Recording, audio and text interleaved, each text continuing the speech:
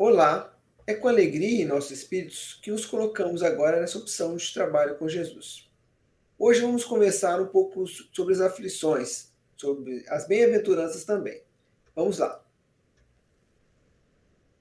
Bem-aventurados os aflitos. Por que existe bem-aventurança na aflição? Porque é bom sofrer. Porque a aflição é boa para todos nós.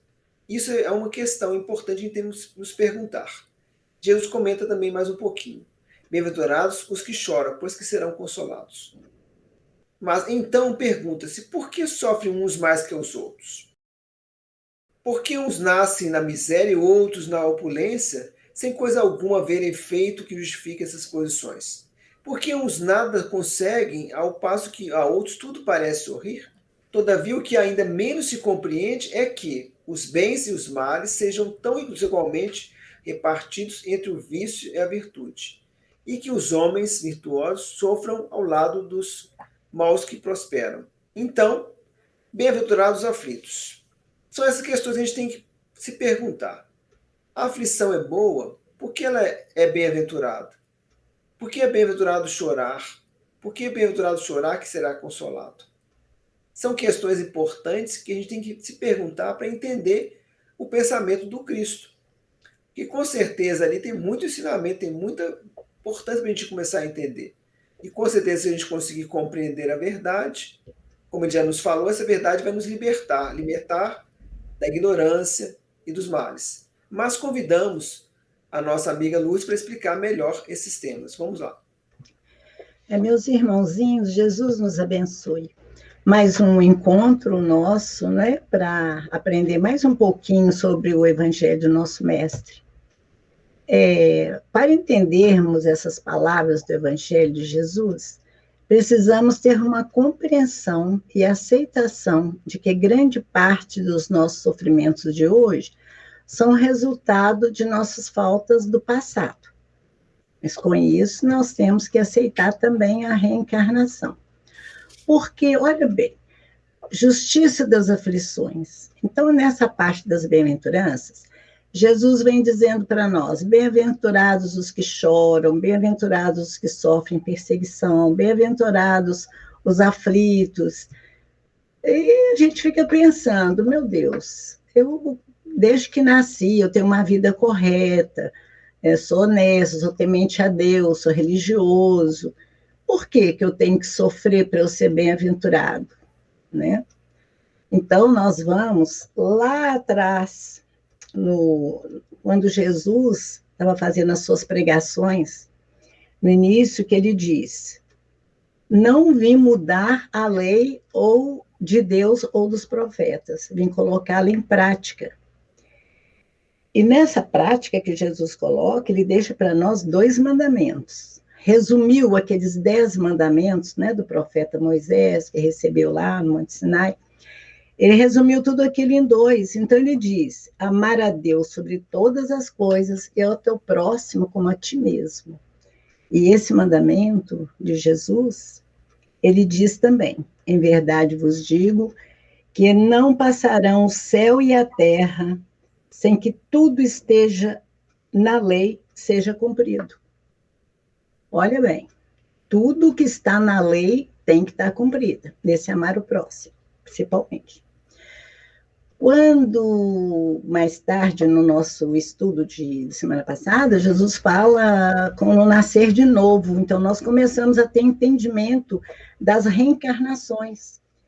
E a misericórdia de Jesus, essa justiça é tão grande, porque nós fomos criados simples nas mãos de Deus, e Ele nos deu a liberdade de caminhar. E nós não aprendemos isso até hoje. Então, cada vez que nós viemos aqui para evoluir, para caminhar, nós falhamos muito, falhamos demais. E Deus, na sua misericórdia, Ele quer que a gente caminhe, que a gente evolua. Como Jesus disse uma vez para nós, vós sois deuses, podem fazer o que eu faço e muito mais. Mas por isso, para sermos deuses, nós vamos ter que lutar cada vez mais para melhorar, ter essas compreensões, esses entendimentos, senão nós não vamos entender essa parte das bem-aventuranças. Então, nós vamos falar só mais um pouquinho, né? Que nós não podemos colocar também toda a culpa de nosso sofrimento em ações do passado, né? Pois também somos responsáveis pelas nossas ações do presente que causarão sofrimentos atuais. Nós vamos falar, talvez a semana que vem, nós vamos falar sobre os sofrimentos atuais, para a gente dar uma acordada, porque nós não prestamos muita atenção. Nós vamos ter que passar a prestar atenção em todos os ensinamentos. Nós vamos, desde o princípio, olhando o que Jesus ensinou para nós, por que ele quer isso de nós, porque ele é nosso irmão maior. E se nós não estudarmos, vamos voltar sempre atrás um pouquinho, naquele pedacinho de ensinamento, nós, né, não vamos conseguir. Então, o sofrimento é um professor.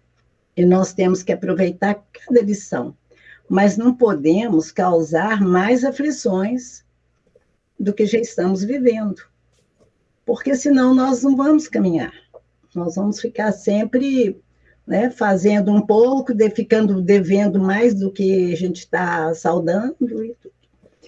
Agora, como nós estamos falando na justiça das aflições e na misericórdia, né, de Deus, de Jesus, muitas pessoas me conhecem, muitas mesmo, né, por causa do trabalho que tem aqui na minha casa, com crianças já há muitos anos. Então, a gente aprende muito. Quem já veio na minha casa conhece, é uma salinha simples no porão da minha casa, mas é um aprendizado para todos nós que trabalhamos, porque não é só eu, né, a gente tem uma equipe, porque vem muitas crianças, e graças a Deus, todos que trabalham aqui, a gente trabalha com muito amor. E é por isso que o nosso trabalho é um trabalho mesmo, eu acho, maravilhoso para o nosso próximo. Então, nós vamos ilustrar com uma história que eu vou contar para vocês. Não é uma história, é um fato que aconteceu. Há uns anos atrás, chegou aqui uma mãe com um filho no braço, e o menininho dela, ele tinha paralisia cerebral. Mas ele só movia com os olhinhos, só mexia os olhos. Mas ele foi crescendo, né? Ele foi crescendo e foi desenvolvendo. Então, essa mãe chegava aqui em casa com esse filho nos braços, ele enorme, e sentava e eu começava a fazer oração nessa criança, e eu pedia a Deus se aquela criança pudesse ao menos ficar mais firme o corpinho, e poder ficar numa cadeira, né, numa cadeira de rodas, que a mãe trouxesse para ajudar aquela mãe, porque ele era pesado, ele cresceu, ele desenvolveu. E numa das vezes que eu estava assim, pedindo a Deus que ajudasse aquela mãe, o que acontece? Um mentor espiritual do meu lado falou comigo assim: minha filha, não vamos pedir para esse irmãozinho caminhar, sentar, vamos pedir por essa mãezinha? Pedir a Deus que dê essa mãezinha saúde, força, resignação, sabedoria. Essa mãezinha continuar cuidando desse filho que Deus colocou, né, nos braços dela. Porque esse espírito, no plano espiritual, ele era um espírito que estava se endividando muito espiritualmente. É um espírito que nós chamamos assim de influenciador, obsessor, né? E esse espírito no plano espiritual, ele fazia esse trabalho, essa obsessão nas pessoas, então destruía lares, levava pessoas a vício, não é? A suicídios. Era um espírito que estava só aumentando a sua dívida espiritual. Então, na misericórdia de Deus, na justiça divina, nessa justiça das aflições que nós estamos fazendo, esse espírito reencarnou nessa casa dessa moça que recebeu ele nos braços, nós não sabemos por que motivo, por que vínculo anterior, né, esses espíritos já tinham. E ele veio nessas condições e essa mãezinha teve o maior carinho com ele, cuidou dele. Eu não sei quantos anos esse menino viveu até desencarnar. Mas durante esse período que ele ficou aqui, assim, todo preso, o seu espírito ficou preso nesse corpinho de carne, ele desvinculou daqueles companheiros que levavam ele a regredir, né, a piorar mais a situação dele espiritual. Então, quando esse mentor espiritual falou isso comigo, me explicou com muito carinho, né, com muita paciência, é que eu fui entender esse trabalho todo da espiritualidade. Esse espírito estava lá do outro lado, atrapalhando muitos outros, né, muitas famílias, muitos espíritos, estava piorando a situação dele espiritual. Ele veio, ficou esse determinado tempo aqui com uma família, com uma mãe que cuidou dele, desvinculou daqueles companheiros espirituais que estavam atrapalhando ele, e com certeza ele já deve ter voltado, deve estar aí no nosso meio, com outras condições.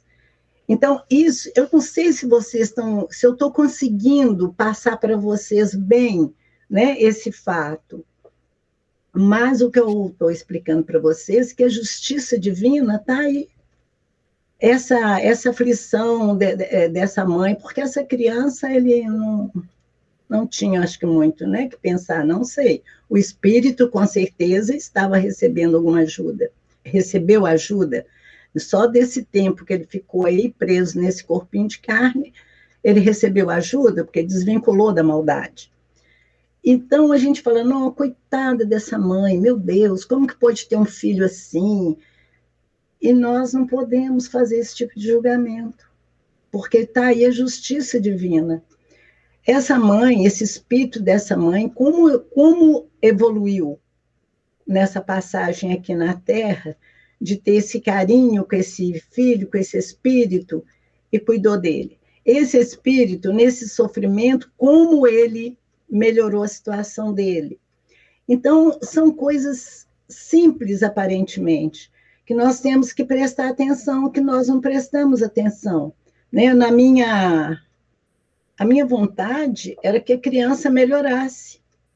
E esse mentor veio e me orientou. Não, minha filha, vamos pedir pela mãezinha, porque a mãezinha está fazendo todo esse trabalho. E é uma mãe aflita, com dificuldades, com o filho naquela situação. Então, meus irmãozinhos, são assim, são liçõezinhas pequenininhas. Eu acho que eu vou ter muita coisa para falar com vocês, viu? Porque são muitos anos de trabalho. Mas nós vamos ilustrando assim, para a gente prestar atenção. Oh, meu Deus, fulano está ali passando mal, está com dificuldade. Graças a Deus, é a justiça divina.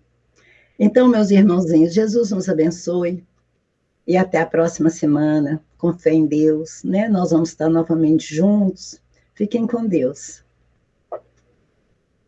Então, para a gente interromper o nosso trabalho dessa oportunidade, nós vamos sintetizar naquilo que o próprio Evangelho segundo o Espiritismo trouxe para a gente. Nós vamos ler agora para a gente entender. Bem-aventurados os aflitos. Logo, as vicissitudes da vida derivam de uma causa. E pois que Deus é justo, justa há de ser essa causa. Então, na realidade, o nosso irmão que a dona Luz trouxe para a gente, na realidade ele está se complicando mais no plano espiritual. Então, ele está se complicando. Então, a maneira que a justiça divina oportunizou para ele não se complicar mais, é a reencarnação naquelas condições. Então, na realidade, já era justiça acontecendo. Então, fiquem com Deus. Até outra oportunidade.